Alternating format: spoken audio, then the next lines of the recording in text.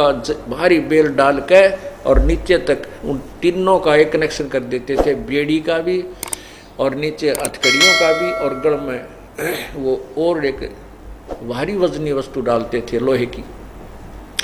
तो ये क्या बताता है कि जो तुम काल की जाल में कैद में रह रहे हो, ये कैसे तुमने बांध रखा है, 5 तत्व की कैद बना के। ये शरीर आपका एक ये कैद है, ये बंधन है, इसमें आपको बांध दिया, इसमें डाल दिया, इस जेल में। इसमें बांधने के क्या क्या बेड़ी और हथकड़ी और तोक हैं। कहते हैं मोह ममता की बेड़ी लाके एक दूसरे में, ये मेरा पुत्र है, ये मेरी पुत्री है, ये मेरी काया, ये मेरा जो है ना संपत्ति है, ये मेरी कोठी है, कार है। कहते ये जो मोह ममता की बेड़ी तेरे बांध रखी है, और फिर जड़ कर्म गले में तोक दिए, जड़ कर्म गले में तोक दिए कि तेरा कर्म अच्छा करेगा तो अच्छा मिलेगा, बुरा करेगा तो बुरा मिलेगा, ये और हमारे गले में बांध दिए इसने। तो फिर क्या बताते हैं, काम क्रोध अहंकार लोभ का ये खूब बना दिया जाल तने। एक बहन ने अपनी आत्मकथा बताई, इस सत्संग को सुनकर। 5 दिन का सत्संग किया था हमने एक जगह, तो सत्संग को वो सुनती रही, उसमें वो नास्तिक हो चुकी थी।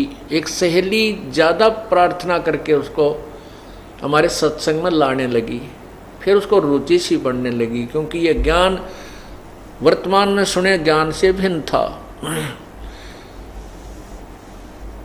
जब उस माई ने फिर उपदेश लिया, उपदेश लेकर के फिर इस दास के सामने अपनी वो दुख भरी कहानी सुनाई। वो कहने लगी, महाराज जी मैं कति नास्तिक हो गई थी, और पहले मैं ढेर सारी पूजाएं किया करती थी। मेरे नास्तिक होने का कारण क्या था? उसने बताया कि मेरी शादी हुई थी, एक पुत्र की उत्पत्ति हुई। वो लड़का हुआ 5-4 शादी के भी 4-5 वर्ष के बाद, और लड़का जब छोटा ही था इसके पिता की मृत्यु होगी एक्सीडेंट में।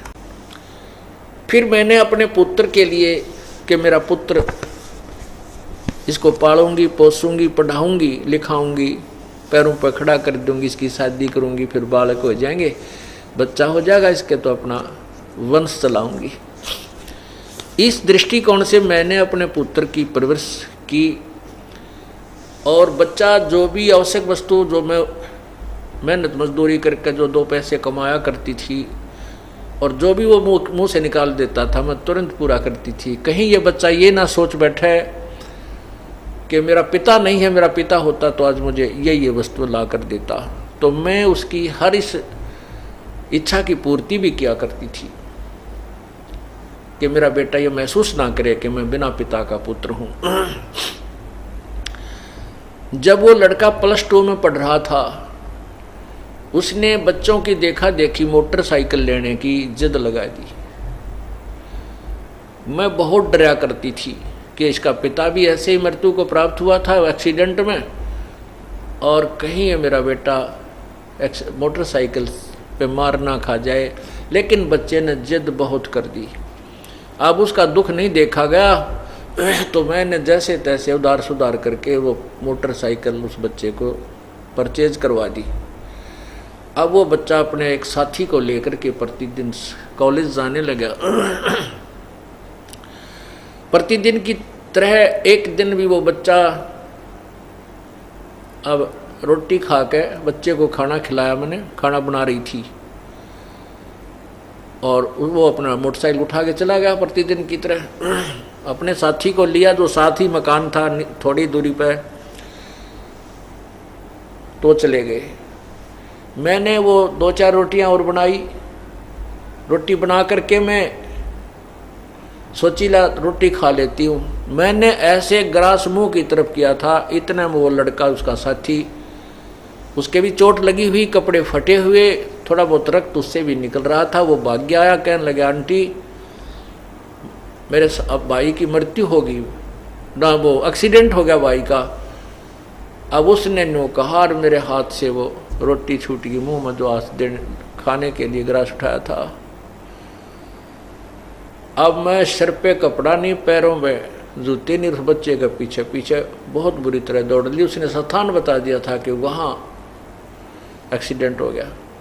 वहाँ गई तो वहाँ मोटरसाइकिल बुरी तरह टूटी हुई पड़ी थी, बच्चा नहीं था। पता चला कि वो किसी हॉस्पिटल, नज़दीक ही एक अस्पताल था सरकारी, वहाँ लेकर गए हैं।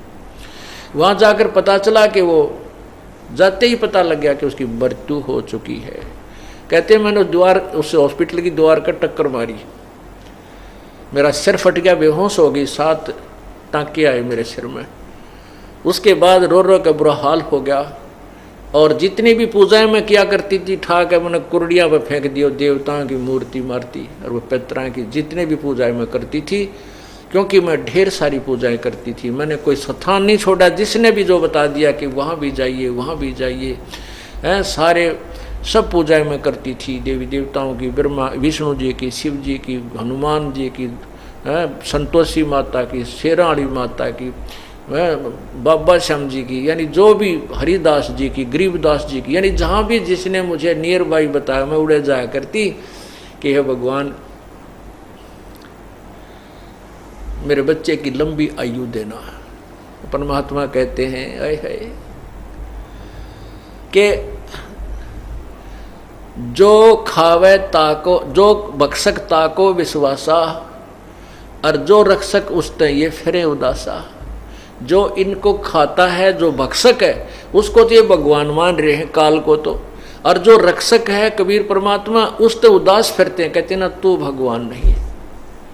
भगवान तो यही है, ब्रह्म है, और ब्रह्मा विष्णु महेश ही प्रभु हैं। क्या कहते हैं परमात्मा, मैं रोवत हूँ सृष्टि को, ये सृष्टि रोवे मोहे, गरीबदास इस वियोग को समझ न सकता कोई। गरीबदास जी महाराज कबीर परमात्मा के विषय में बता रहे हैं। गरीबदास जी को कबीर परमेश्वर ने यह ज्ञान बताया, उसका आगे वो वर्णन कर रहे हैं कि कबीर परमात्मा ये कहते हैं कि मैं तो अपनी प्यारी आत्माओं को रोता फिरता हूँ कि तुम मेरे बच्चे हो, मेरी आत्मा हो, तुम मेरे पास आ जाओ, तुम मेरे ज्ञान को ग्रहण करो, मैं तुम्हें अपने सतलोक में ले चलूँगा। और ये मुझे कहते हैं नहीं तू भगवान नहीं है, और मुझे ही ढूंढ रहे हैं, मेरे लिए रो रहे हैं, हे पूर्ण परमात्मा, हे सर्व सुखदाई, हे हमारे दुखों को दूर करने वाले, हे प्रभु हमारे हमें दर्शन दे, हमारे दुख कष्टों को निवारण कर। ये मुझे ढूंढ रहे हैं और मैं इनको ढूंढ रहा हूँ। हमारे बीच में जो अज्ञान का ये पर्दा, ये भीत द्वार खड़ी कर दी, ये टूटे बिना बात नहीं बन सकती। मैं रोवत हूँ सृष्टि को, ये सृष्टि रोवे मोहे। और गरीबदास जी कहते हैं, कबीर भगवान नो कह रहे हैं, हमारे इस वियोग को, हमारे इस बिछड़े हुओं को कोई नहीं समझ पा रहा। हम एक दूसरे से बिछड़े हुए हैं, ये मेरे से दूर हो गए।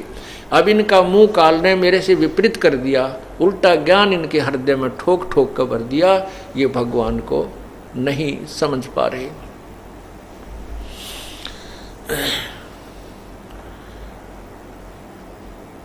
तो यहां बताया कि एक माई का पति मरा, वह दुख में माथा फोड़े थी।